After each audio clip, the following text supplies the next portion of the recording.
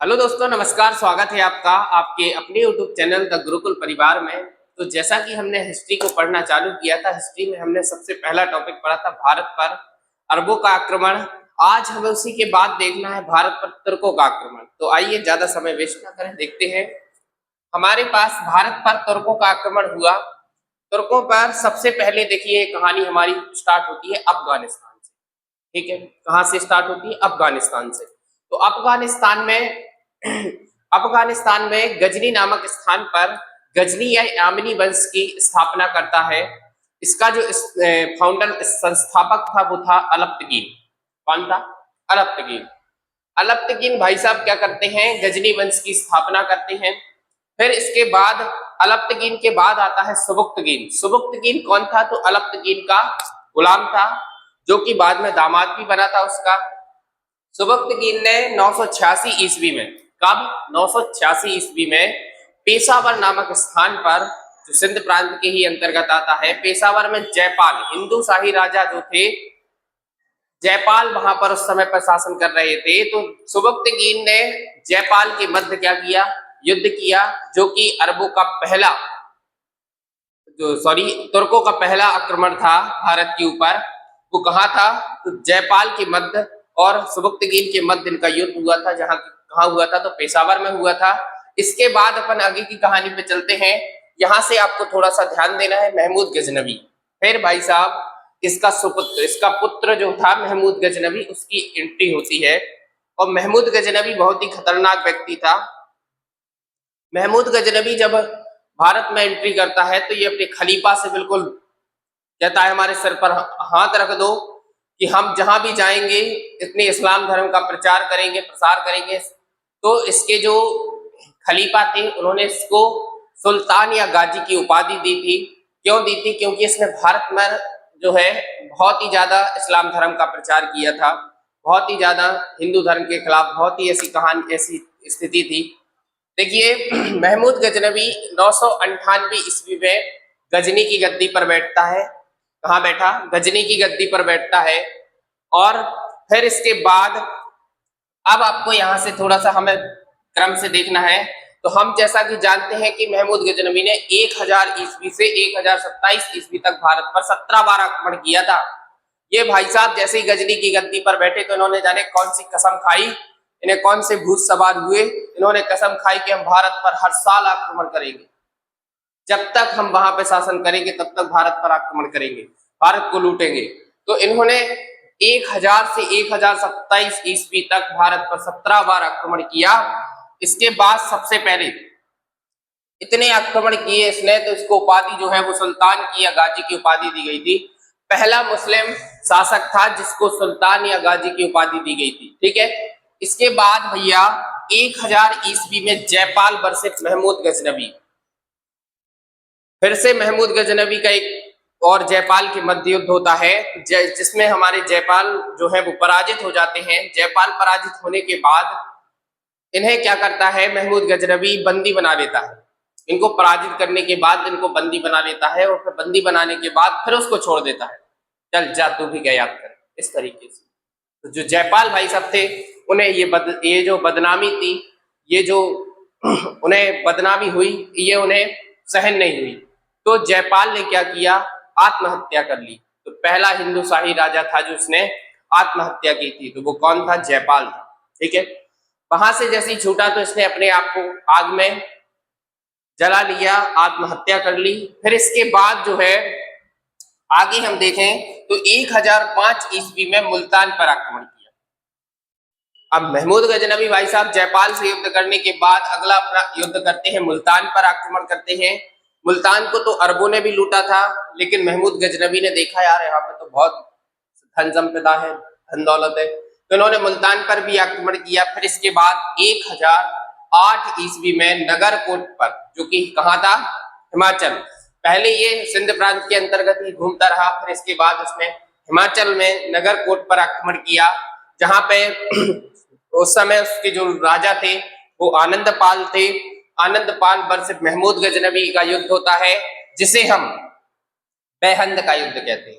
भैया ये बहुत ही प्रसिद्ध है, पेपर में क्वेश्चन पूछा भी जाता है कि बेहंद का युद्ध किसे कहते हैं? बेहंद का युद्ध कब हुआ था? तो 1008 ईस्वी में हुआ था। बेहंद का युद्ध किसके मध्य हुआ था? तो आनंद पाल और महमूद गजनबी के मध्य हुआ था, जिसमें महमूद गजनबी जीत गया था और आनंद पाल को अपनी हार का सामना करना पड़ा था। इसके बाद हमारी जो कहानी है वो आगे चलती है। 1018 ईस्वी में महमूद गजनबी जो भाई साहब थे इन्होंने क्या किया? कन्नौज पर, ये इसका सबसे बड़ा आक्रमण था। 1018 ईस्वी में भाई साहब ने कन्नौज पर आक्रमण कर दिया। उस समय जो कन्नौज पर जो शासन चल रहा था वो किसका था? प्रतिहार वंश के राजा राजपाल गुर्जर का जो शासन था। इनने इनके मध्य युद्ध किया, जिसमें इसमें भी इसको महमूद गजनबी को क्या हुआ? जीत मिली, सफलता मिली। इसके बाद महमूद गजनबी का 16वां आक्रमण जो होता है वो होता है सोमनाथ मंदिर। ये जो इसका आक्रमण था ये बहुत ही दिल दहलाने वाला आक्रमण था। हिंदू की पूरी आस्था को इसने हिला के रख दिया था। इसमें सोमनाथ मंदिर जो कि गुजरात में है, यहाँ पर इसने अपना आक्रमण किया। ऐसा बताया जाता था कि जो सोमनाथ मंदिर था वहां पे एक तलवार जो है वो लटकी हुई थी, बिना किसी सपोर्ट के, बिना किसी उसके। तो इसने क्या किया? जैसे इस पे आक्रमण किया तो इसने वहां की मंदिर की दीवारों को गिरा दिया। हमें क्या होता है भैया, हमारे हिंदू धर्म में है, हिंदू धर्म में जो मंदिर होते हैं इनमें सबसे ज्यादा चहोत्री, धन, ये सबसे ज्यादा हमारा ये देखा जाता है। तो हिंदू धर्म में मंदिरों को सबसे ज्यादा धन का केंद्र माना जाता है। तो ये भाई साहब इसका दिमाग दौड़ा कि अब हम जाके क्या करेंगे? मंदिर को लूटेंगे। तो इसने क्या किया? सोमनाथ मंदिर पर अपना आक्रमण किया। और उस समय शासक जो था वो चालुक्य वंश का भीम प्रथम शासन कर रहे थे। इन्होंने इनके मध्य युद्ध किया और सोमनाथ मंदिर को लूटा और लूट करके पूरा धन दौलत गजनी ले गया। अब गजनी ले जाने के बाद फिर से इसने अंतिम अपना आक्रमण किया। अपन को देखो 17 आक्रमण पूरे नहीं देखना है, अपन को इसके मेन देखना है जो पेपर में पूछे जाते हैं, जिनसे क्वेश्चन बनते हैं। अंतिम आक्रमण जो था वो 1027 ईस्वी में खोकर जाति के खिलाफ। अब इसके पीछे भी एक कहानी है, सुनिए। जब ये सोमनाथ मंदिर को लूट करके गजनी ले जा रहा था तो जो खोकर जाति के लोग थे उन्होंने क्या किया? जैसे ये जा रहा था तो खोकर जाति के लोगों ने, जैसे ऊंटों से ले जा रहा था ये अपना धन दौलत, तो खोकर जाति के लोगों ने क्या किया? इसके पीछे से 2 ऊंट गायब कर दिए हैं। महमूद गजनबी का दिमाग खराब हो रही है, ये क्या हो रहा है? फिर आगे चले, पता चला, पीछे ध्यान दिया तो आगे से 2-4 ऊंट गायब कर दिए खोकर जाति के लोगों ने। तो इस तरीके से इन लोगों ने, खोकर जाति के लोगों ने जो महमूद गजनबी था इसको थोड़ी सी क्षति पहुंचाई तो इसका दिमाग खराब हो गया। बोले ये क्या हो गया? हम भारत से लूट के ला रहे हैं, हमें लूट रहे हैं, है ना? तो इसके बाद अंतिम जो आक्रमण करता है ये खोकर जाति के खिलाफ करता है 1027 ईस्वी में। इसके बाद इसने भारत पर ये इस तरीके से 17 आक्रमण किए थे। 17 बार भारत पर इस तरीके से इसने आक्रमण किया। इसके बाद जो है महमूद गजनबी जब अपने गजनी गया, अब ये बहुत अच्छा काम करके आया था। वहां के खलीफा बड़े प्रसन्न थे कि ये भैया इस्लाम धर्म का बहुत अच्छा प्रचार करके आया हुआ है। तो जो वहां के जो खलीफा है उन्होंने इसको बुता सिकन, इसको जो उपाधि दी थी वो क्या दी थी? बुता सिकन। अब देखिए बुता सिकन क्या होता है? मूर्ति भंजक, मूर्तियों को तोड़ने वाला। ये क्या करता था कि जहां भी आक्रमण करता था वहां के मंदिरों को जरूर नष्ट करता था। तो हमारे जो हिंदू धर्म के मंदिर थे, कई मंदिरों को इसने तोड़ा, मूर्तियों को तोड़ा, खंडित किया। तो ये क्या चाहता था कि हम हिंदू धर्म के मंदिरों को तोड़े, जिससे क्या होगा? हिंदू धर्म क्या होगा? अपने इस्लाम धर्म का ज्यादा प्रचार प्रसार हो पाएगा अगर हम ऐसा करेंगे। तो इसने क्या किया? मंदिरों को बहुत तोड़ा। इसके बाद इसको अमीन उत दौला या अमीन उल मिल्लाह या यामिनी उल मिल्लाह की उपाधि भी दी गई। यामिनी उल मिल्लाह की उपाधि इसलिए क्योंकि जो गजनी वंश था वो उसको यामिनी वंश भी कहा जाता था। तो इसने इतना प्रचार प्रसार किया इस्लाम धर्म का, पूरे भारत को हिलाकर रख दिया। 17 बार आक्रमण किया, बहुत लूटा। तो इसको यामिनी उल मिल्लाह की उपाधि भी दी गई। ठीक है। अब इसके बाद भैया महमूद गजनबी के साथ कुछ ऐसे विद्वान, ऐसे राइटर भी साथ में आए थे जो क्या करते थे? महमूद गजनबी के लिए लिखने का काम करते थे। उनको ये सेट कर लेता था कि हम तुम्हें इतना रुपया देंगे, ऐसा देंगे, फलाना ढिकाना। हम जो भी कर रहे हैं आप उसके बारे में बस लिखते जाइए, ताकि हम जाए गजनी तो हमारे बारे में लोग पढ़ें। भारत में लोग आज अपन महमूद गजनबी के बारे में इतना पढ़ रहे हैं, इतना जान रहे हैं, क्यों? इसकी वजह से। तो इसके साथ जो भी भारत आए थे, जो भी लेखक भारत आए थे, उनकी वजह से उन्होंने इनके बारे में लिखा है खूब। तो ये लिखने के बाद हम भी आज पढ़ रहे हैं, और ये गजनी में भी जब भी अपने वहां पे गया तो इसको पढ़ा, लोगों ने देखा, वाह यार क्या शासक। वहां के लोग तो बड़े प्रसन्न हो गए कि यार इसने भारत पर 17 बार आक्रमण किया, भारत को इतना लूटा, इस्लाम का इतना प्रचार किया, वहां के लोग तो खुश होंगे ना। तो इसके बाद सब इसके साथ जो आया था वो आया था फिरदौसी। फिरदौसी ने शाहनामा पुस्तक लिखी, फारसी भाषा में लिखी। ये जो है फिरदौसी का जो शाहनामा है, इसको हम ईरान का महाकाव्य भी कहते हैं। भाई साहब, यदि आपसे पेपर में क्वेश्चन पूछा जाए कि फिरदौसी द्वारा लिखी गई पुस्तक का नाम बताएं, तो शाहनामा किस भाषा में लिखी गई है, तो फारसी भाषा में। जो फिरदौसी द्वारा शाहनामा लिखा गया है, इसको कहाँ का महाकाव्य कहा जाता है, तो इसको ईरान का महाकाव्य कहा जाता है। इसके बाद अल-बरूनी जो भाई साहब थे, इनने किताब उल हिंद लिखी थी, या तहकीक हिंद, उसी को अपन बोलते हैं। किताब उल हिंद अरबी भाषा में लिखी थी।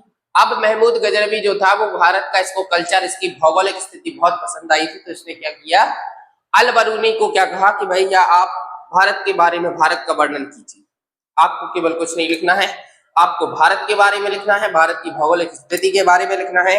तो भैया अल-बरूनी द्वारा जो पुस्तक लिखी गई है किताब उल हिंद, अरबी भाषा में लिखी गई है, इसको तहकीक या हिंद भी कहते हैं। तो इसमें भारत का भौगोलिक वर्णन किया गया है। इसके बाद कुतबी ये भी एक लेखक थे, इन्होंने क्या किया है, किताब उल यामनी लिखी है अरबी भाषा में। इन्होंने क्या किया है, इसने भी जो महमूद गजनबी था उसके बारे में लिखा है, उसकी अच्छी अच्छी बातें लिखी, उसने किस तरीके से आक्रमण किए, कहाँ किए, कितना धन दौलत लूटा, इन सब के बारे में उसने भी लिखा, ठीक है, ताकि लोग जान सके, पढ़ सके। फिर इसके बाद थे बहकी ने तारीख ए सुबुक्तगीन, इसने भैया तारीख ए सुबुक्तगीन पुस्तक लिखी थी, जिसके इसमें इसने सुबुक्तगीन के बारे में लिखा था। तो इस तरीके से इसकी इतनी पुस्तकें भी लिखी गई, और इसको कुछ उपाधियां भी मिली गई। तो उपाधियां आप जानते होंगे क्या कहलाता है, उपाधियां क्या कहलाता है, जैसे किसी को उपाधि मिल जाती है, जैसे अब भैया बुरा नहीं मानना अपन लोग को, क्या उपाधि घरों में मिलती है, नालायक, निगम्बा, ये उपाधियां मिलती हैं। इसको भैया इतनी अच्छी अच्छी उपाधियां मिली थी, है ना। इसके बाद जो महमूद गजनबी था, महमूद गजनबी को मलेरिया रोग हो जाता है, जिसके कारण इसकी मृत्यु हो जाती है। और 1030 ईस्वी में महमूद गजनबी की जो है वो मृत्यु हो जाती है, और इनका शासनकाल समाप्त हो जाता है। अब फिर इसके बाद जो है भारत पर तुर्कों के आक्रमण के बाद भारत पर मोहम्मद गौरी का शासन चालू होता है। तो हमें आज केवल महमूद गजनबी के बारे में जानना था, तो हमने आज केवल महमूद गजनबी के बारे में जाना। इसकी मृत्यु हो गई 1030 ईस्वी में। इसके बाद जो भी होगा वो अपन आगे की कक्षा में, आगे की क्लास में देखेंगे। तो वीडियो अगर पसंद आ रही हो तो वीडियो को लाइक करें, शेयर करें, ज़्यादा से ज़्यादा लोगों के पास शेयर करें, और चैनल को सब्सक्राइब जरूर करें। ठीक है, आज के लिए इतना ही, धन्यवाद।